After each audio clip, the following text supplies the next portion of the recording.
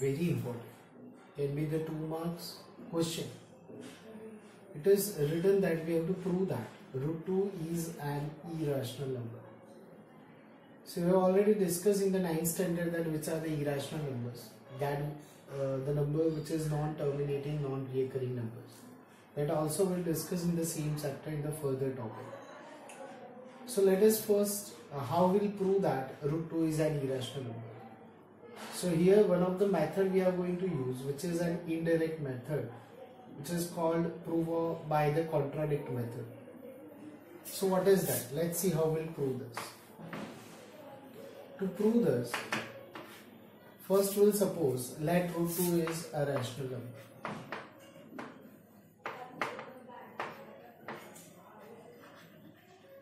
Is a rational number.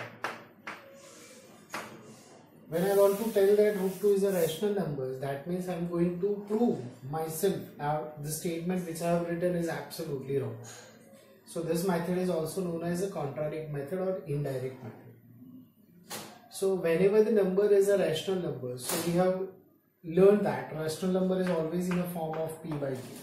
So you will write it is in the form of a upon b, where we can say that a and b are co-prime numbers. Let's get the meaning of co-prime numbers. The co-prime numbers, that means when we find out the HCF of a and b, we'll get answer 1. That is nothing common in a and b except 1.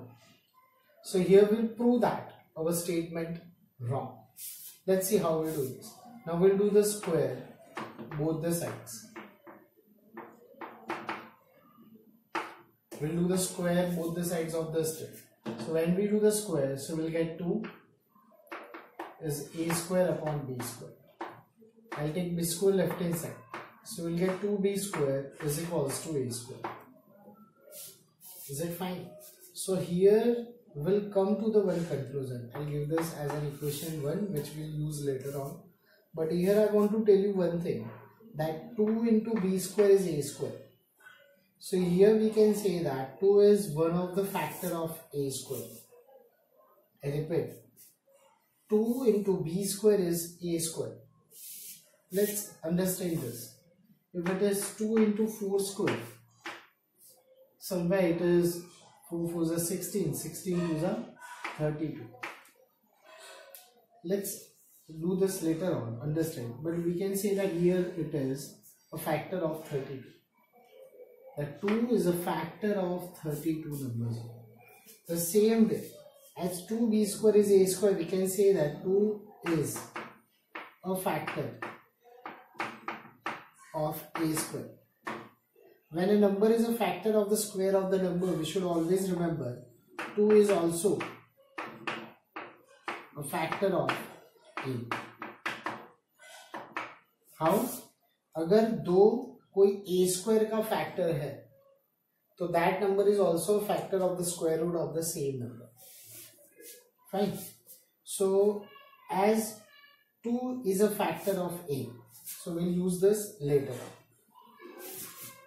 When 2 is a factor of a, so when I'll divide a by 2, so I'm going to use this. When I divide a by 2, this is the dividend, this is the divisor. So we'll get a certain quotient, like m is the quotient, and we'll get 0 as a remainder. Understand this. What I have written this step is not so difficult to understand. दोबारा एक बार समझ लेंगे ये कहाँ से आया. I have written here 2 is also a factor of a. मतलब जब मैं a को 2 से divide करूँगा तो मेरा remainder 0 आएगा. And this I have written in the form of dividend equals to divisor into quotient plus remainder. Now 0 we won't consider. So a is equals to 2m.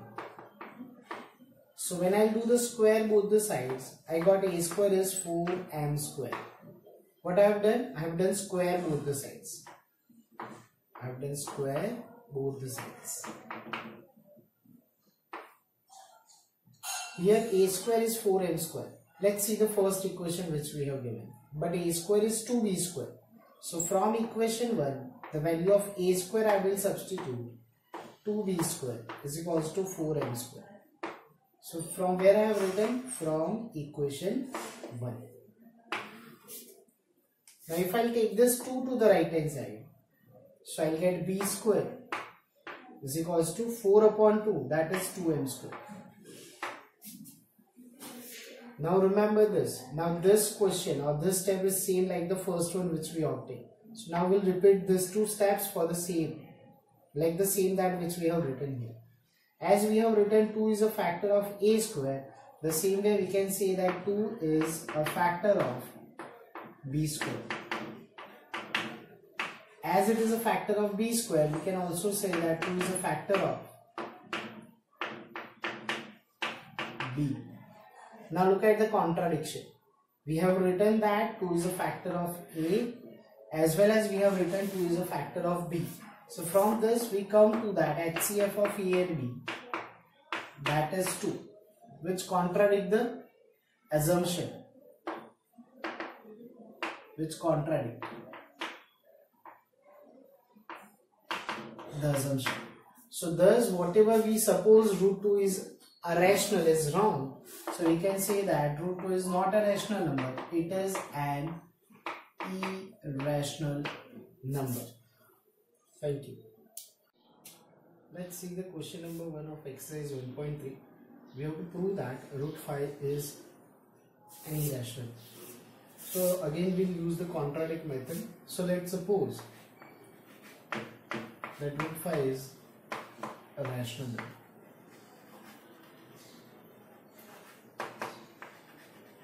So when any number is a rational number, it is always in the form of p by q. So let's a by q. So we can say that a and b are co-prime numbers. Co-prime, again the same, that is nothing common in both the terms except the 1. So we can say that the HCF of a and b, that is 1. Now do the square both the sides.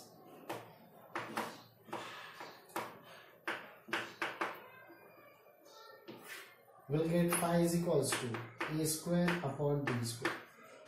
Let's take this b square left hand side. So we get phi b square is equals to a square. So as we discussed earlier also, we can say that phi is a factor of a. As phi is a factor of, phi is a factor of a square, we can say phi is a factor of a. As we discussed earlier, whenever any number is a factor of a certain number, when I divide a with 5, let's understand this again by one example. If I say that 3 is a factor of 15, that means whenever I divide 15 by 3, 3 5s are 15. So we got 0 as a remainder. This is the quotient, this is the remainder. The same way, if I say that 3 is a factor of 18, my remainder would be 0 but quotient would be 6. The same way, 24, 3 is a factor of 24. So 8 3s are, so 8 and 0. Like the same, whenever it is written that phi is a factor of a square, we can understand when I divide a with 5, I'll get a quotient and 0 as a remainder. So let us use the same method. Here 0 is a remainder. That means a is equals to 5 and I forgot to give this as an equation 1, which we use later. Let's do the square both the sides. When I do square both the sides, I can say that a square is equals to 25m square. Let's use the value from equation 1. 1 says that a square is 5b square, which I will substitute here. So 5b square is equals to 25m square. Now I'll take this 5 to the right hand side, which comes in the division form. So I'll get b square is equals to 5m square. Now again we'll reach to the same positions here. Yes, 5b square is a square, like b square is 5m square. So we can say that 5 is a factor of b square. So 5 is also a factor of b. Now you can see the contradict. I have written phi is a factor of A as well as phi is a factor of B. So we can say that HCF of A and B is phi, which contradict the statement, which contradict the assumption, which contradict, that is HCF of A and B is 1. So we can say our assumption is wrong. That means we can say that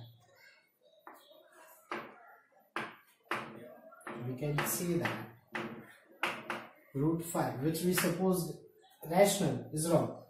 Root phi is not a rational number, so it is an irrational number.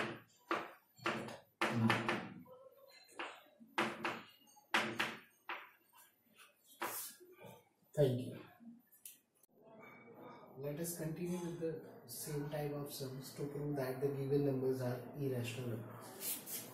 So here the question is, we have to prove that 3 plus 2 root 5 is an irrational number.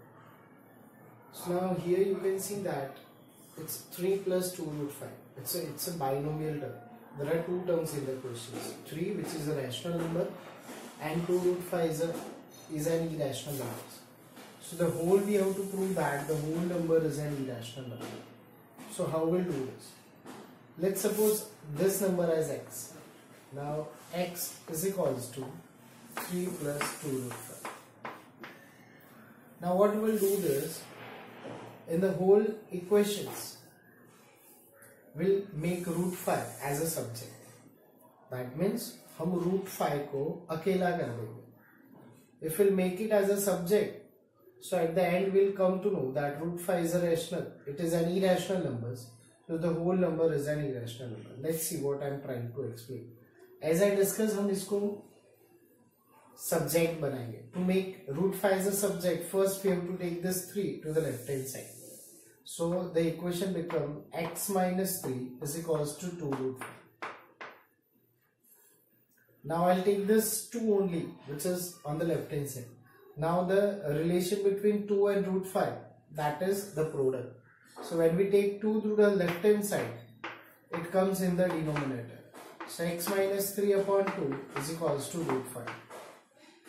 Now as we discussed earlier that root 5 is an irrational number. So here that is one theorem that the Euclid's algorithm has given, that phi is a prime number. So the theorem is that the square root of any prime number is always an irrational number. So we can write that root 5 is an irrational number. From where we have written according to Euclid's theorem.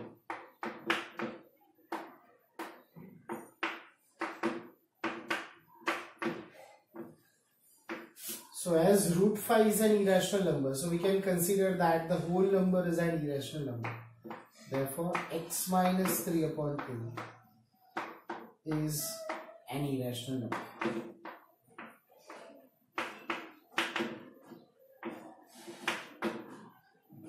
As the whole number is irrational, but you can see that 3 and 2, this both are considered as a rational number. So we can say that x is an irrational number.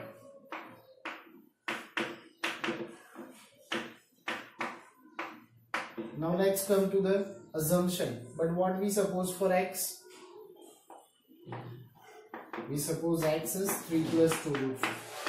So here we come to the conclusion that 3 plus 2 root 5 is an irrational number.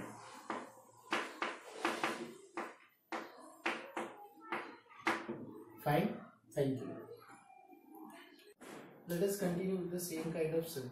Here in the question it is 1 upon root 3, 1 upon root 2 we have to prove it is an irrational number. It's a monomial term, but you can see that root 2 which is present in the denominator. If root 2 is an irrational number, which we have already seen earlier, so this number is also an irrational number. So let's how we'll prove this. So let's suppose this number is equals to x. Now we have to make root 2 as a subject. So what we'll do, we'll take this 2 on the right hand side, left hand side, and x to the right hand side. So the answer would be like this: root 2 is equals to 1 upon x. Therefore, this can also be written 1 upon x is equals to root. No need to do those steps, it's fine. But as we discussed earlier, root 2 is an irrational number. But root 2 is an irrational number.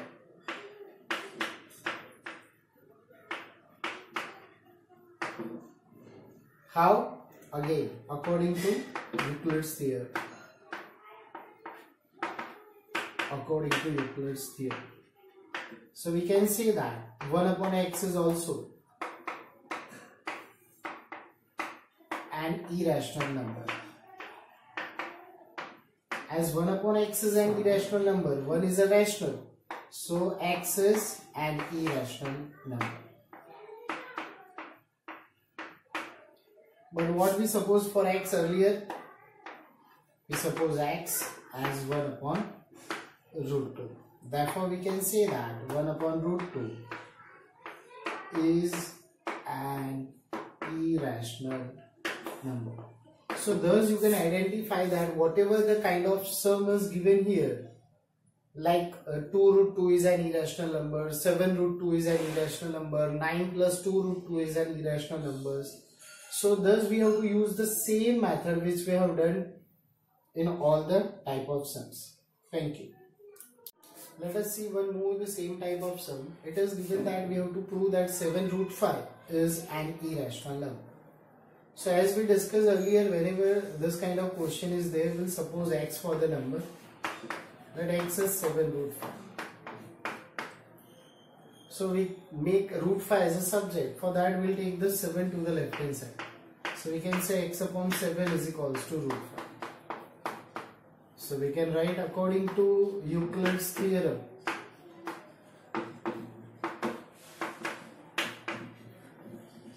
We can say that root 5 is an irrational number.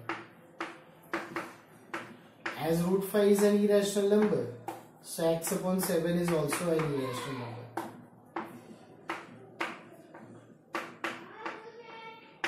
Why it is an irrational number? Because root 5 is x by 7. Therefore, we can say that x upon 7 is an irrational, but 7 is a rational. So x is an irrational number. But what we suppose for x? The x is the assumption as 7 root 5. So we come to the conclusion that 7 root 5 is an irrational number. Thank you.